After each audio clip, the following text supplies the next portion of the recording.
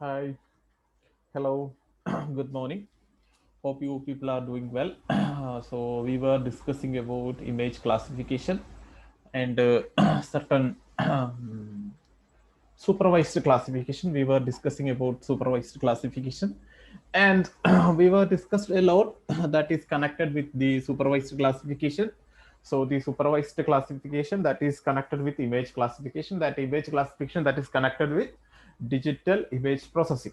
Fine. So different measures, different methods are applicable on this process. So this digital image processing that is clearly connected with remote sensing. And why we are using remote sensing to study about the surface of the earth. Fine. So what is that surface? Surface means what we people are analyzing. We people are analyzing about the spatial behavior, spatial statistics, spatial process, spatial pattern, and different that kinds of things that is connected clearly with certain what spatial and spatial aspects and integrating the technology. So that technology we are using geoinformatics. So that geoinformatics we are using remote sensing for collecting spatial data. Fine.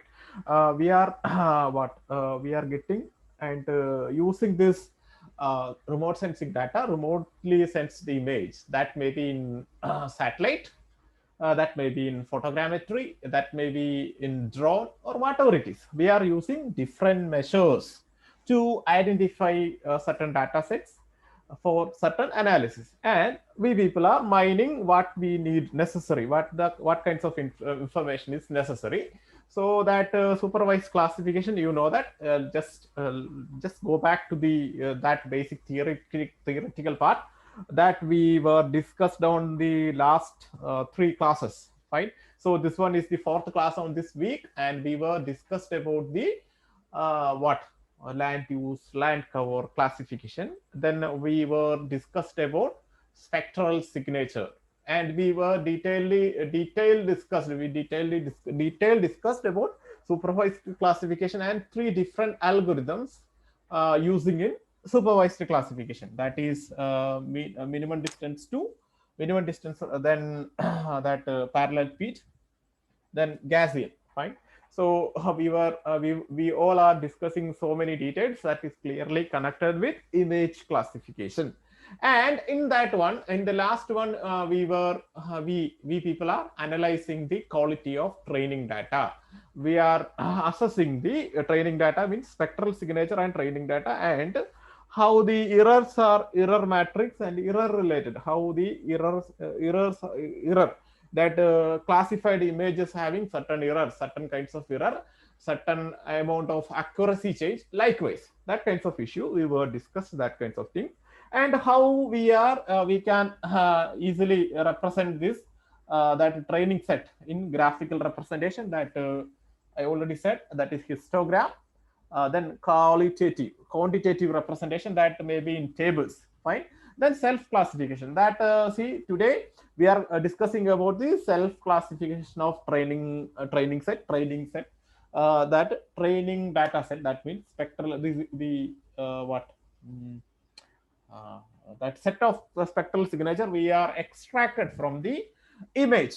Fine. Then there are in that self classification there are two ways you can do, that is interactive preliminary classification, and second one is representative subscene classification. So we are analyzing on this part, we are just analyzing the quality of the pixels, quality of the image classification, whether the images, the pixels are overlapped. Fine. Whether the picture having certain kinds of quality. Fine. Whether the picture having some issues that is connected with cloud cover or something like that kinds of that atmospheric correction, that kinds of so many error. Fine. It's all done by the machine with the help of integrating software, hardware, etc. Fine.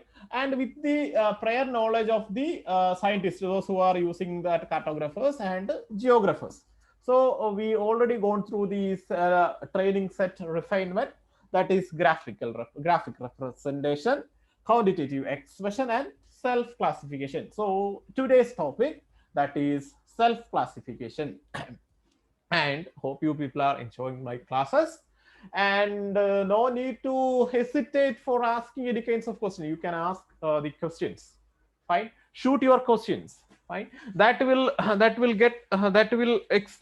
if definitely help you what to understand basic concept that is connected with this kinds of that digital image processing. So let us go back to the previous classes, that is training set refinement. So that graphical representation, I have shown certain graphs, that is histogram. Likewise, then again quantitative representation, that divergence matrix, higher values indicate greater separability. See, we already discussed these two things on last classes. And now that self classification training set, self classification, interactive preliminary classification, use simple and fast classifier to classify the entire scene, representative subscene classification. So let us go through the things in detail. So self classification training data sets. Self classification uses the training data to classify the pixels that were used to generate the training data. Although it might seem that all of the pixels will necessarily be correctly classified, that is not always the case. See, there are certain issues, there are certain errors, there are certain some errors that is connected with pixels, and pixels are connected with digital number. So digital value, digital number, that kinds of issue. Some pixels may end up being incorrectly classified. If there are overlaps in the ranges of digital numbers used to create the classes, that land use land cover classes, the percentage of misclassified pixels in each training class is normally presented in the form of error matrix. We will go through that what you mean by error matrix. Training class signature that are not able to accurately classify the pixels used to create them are not likely to accurately classify the remaining pixels in an image. Fine. See that some that see we discussed three types of classifier. So in that one, that nearby pixels having certain issue that will affect other pixels also. However, the converse is not necessarily true. Training classes that successfully classify their component pixels are not necessarily able to accurately classify the remaining pixels in an image, because those remaining pixels may not be represented by any of the available signature. See, sometimes what that see, if I am explaining this, this point, sometimes we people can't take certain signature from certain areas. So that pixels, in that part, that that part, that the machine won't classify that area. Training classes that exclude signature representing one or more land cover type can only put these land covers into an existing class or into an unknown class. Therefore, self-classification is useful for determining if signatures are poorly developed. But it can be used to show that the training classes are complete, or that they will do a good job of classifying all of the pixels omitted from their development.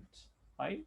So in that one, there are two types, that is interactive preliminary classification.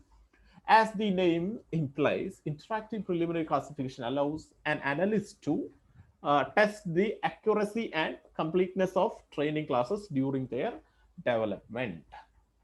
Usually, the preliminary classification uses a computationally efficient classifier such as a parallel plate classifier, even when a more sophisticated classifier will be used to perform the classification. See, what it is, that in that supervised classification, we were discussed about three types of algorithm. In that interactive preliminary classification, we can use this parallel pit classification, even when a more sophisticated classifier will be used to perform the final classification. During this process, the analyst is able to add or remove pixels from the preliminary training classes to immediately see the results of the modified classification. This interactive process easily identifies individual pixels that either improve or degrade the quality of the classification, resulting in final spectral classes that produce good results. Fine.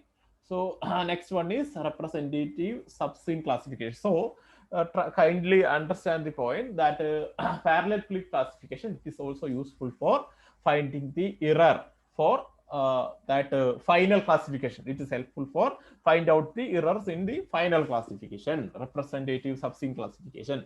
Representative subscene classification is a similar to interactive preliminary classification, except that the classification is performed with the type of classifier that the analyst plans to use the final classification step, and only part of the entire image is classified. Fine. Using part of the full image allows the analyst to concentrate on areas where the cover types are already well known and makes the process less time consuming.